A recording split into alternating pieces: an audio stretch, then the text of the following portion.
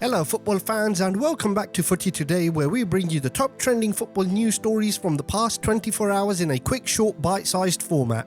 In today's video, we're going to go over 4 stories that caught our eye which could have been missed due to other news doing the rounds. They are how Manchester City could do with their not good enough youngsters who they let go of and are now thriving at their new current clubs, SANDRO Tonali once out of Newcastle, Gianluigi Donnarumma suffers a horror facial injury and we will show the aftermath of that, and Everton finally have new owners.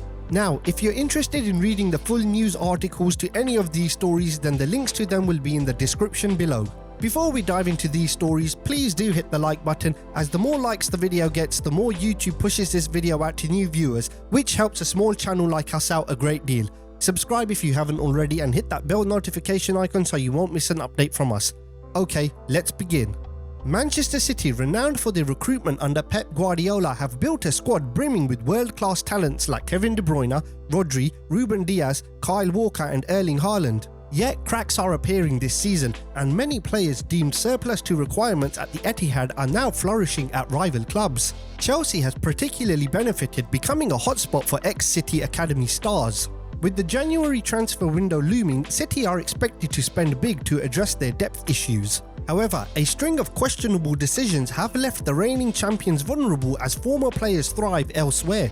Here's a look at some of the biggest what-ifs for City. Cole Palmer, the one that got away. Palmer, who moved to Chelsea for £42.5 million, has become a key player, scoring 36 goals and providing 21 assists in 63 games. Raised in City's academy, he was overlooked in favour of Jack Grealish and Bernardo Silva.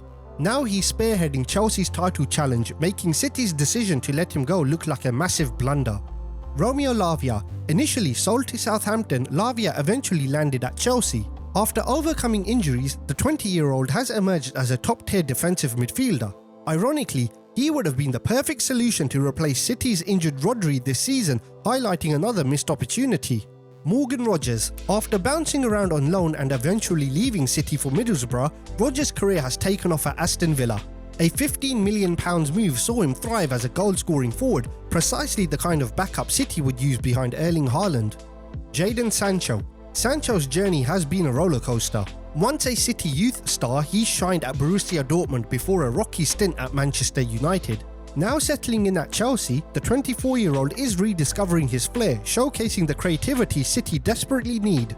Pedro Porro. City signed Porro only to immediately loan him out and later sell him to Sporting Lisbon. Now, starring as Tottenham's dynamic wingback, Porro could have been a natural successor to the aging Kyle Walker, who is struggling to keep up with Premier League demands. Lastly, we have Liam Delap, who has become a key figure for Ipswich, contributing to nearly half of their goals this season. Despite showing promise in City's youth system, he was repeatedly loaned out before being sold. His Premier League success underscores City's misjudgment. City's focus on instant success has often come at the cost of nurturing homegrown talent. As Guardiola contemplates a squad overhaul, these ex-players are a stark reminder of the gems that got away. Newcastle's high-profile signing Sandro Tonali is reportedly unhappy at the club, sparking speculation that his time at St James's Park could be nearing an end. Signed in 2023 for £55 million, the Magpies' second most expensive acquisition, Tonali's debut season was marred by a lengthy ban. While he has returned this term, the Italian has played only half of the available minutes and is reportedly struggling to settle in England. According to Sky Italia, Tonali is experiencing homesickness, with insiders suggesting it smells like the end for his Newcastle stint. Juventus are reportedly eager to bring Tonali back to Italy. However, Newcastle is reluctant to let him go, particularly on a loan deal. To facilitate the transfer, Juventus are exploring ways to raise the necessary funds. As per Corriere dello Sport, the Italian club is willing to sell a few players to raise the £55 million required for Tonali. While it remains unclear whether the figure is in pounds or euros, Newcastle is expected to demand no less than their original investment. Whether Newcastle stands firm or Tonali forces a move remains to be seen, but his future at the club is now under serious doubt. Paris Saint-Germain goalkeeper Gianluigi Donnarumma endured a horrific facial injury during a tense League One clash against Monaco, and warning, we shall be showing the injury, so if you are squeamish, be warned. The incident occurred early in the first half when Monaco's Wilfried Singo attempted to leap over Donnarumma after a blocked shot. Instead, the Ivorian forward studs caught the Italian goalkeeper's face, leaving him bloodied with a deep wound near his right eye. Donnarumma was forced off the pitch in the 22nd minute, replaced by Stefanov. The severity of the injury, which required staples, stunned fans and raised concerns about how close it came to causing permanent damage. Shockingly, despite already being on a yellow card for an earlier foul, Singo escaped further punishment. Fans were outraged, flooding social media with comments condemning the referee's inaction. One fan tweeted, "Singo was already on a yellow, that reckless leap could have taken his eye out." Another wrote, "Donnarumma's injury tonight is terrifying, just centimetres away from disaster." The lack of a second booking left many questioning the officiating as Donnarumma's injury overshadowed the high-stakes match. For PSG, the loss of their star goalkeeper was a significant blow, with concerns now turning to his recovery and the potential long-term effects of the injury.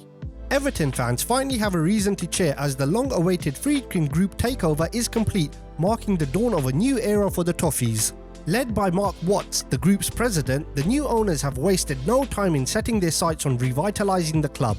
With the January transfer window looming, the Friedkin Group is prioritising squad improvements. Top of the list is securing a reliable striker to bolster Everton's attack. While funds will be limited, the new owners are committed to making strategic investments that lay the groundwork for long-term success. The Friedkin Group's vision is ambitious, pushing Everton back into the Premier League's top half and contending for European spots. However, this raises doubts about Sean Dyche's future. Known for their ruthlessness, the Friedkins are expected to make bold moves, similar to their time at Roma, even where Jose Mourinho faced the axe despite European triumphs.